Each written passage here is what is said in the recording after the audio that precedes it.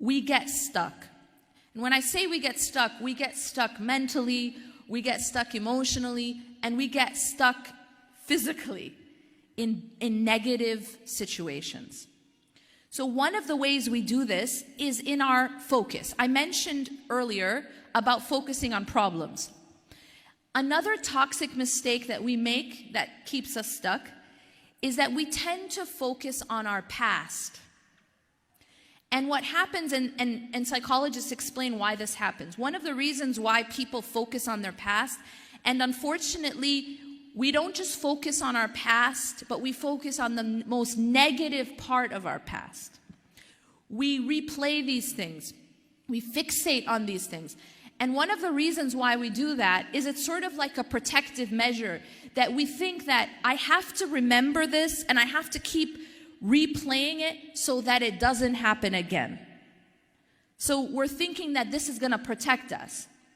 But it actually becomes self-defeating, because you're actually creating, you may actually be creating patterns where these things repeat. So being fixated on a negative part of your past isn't going to protect you. It actually can have the counter effect. So what we have to do is, we have to learn from the things that happened to us in our past. But we cannot get fixated on that. We have to have the mental discipline to be able to think about moving forward rather than being stuck in the past. And now this brings me to the next words of wisdom.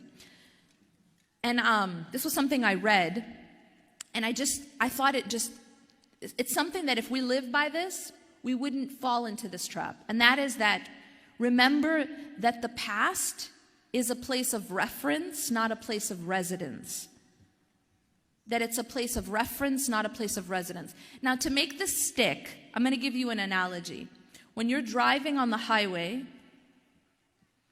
where do you have to look?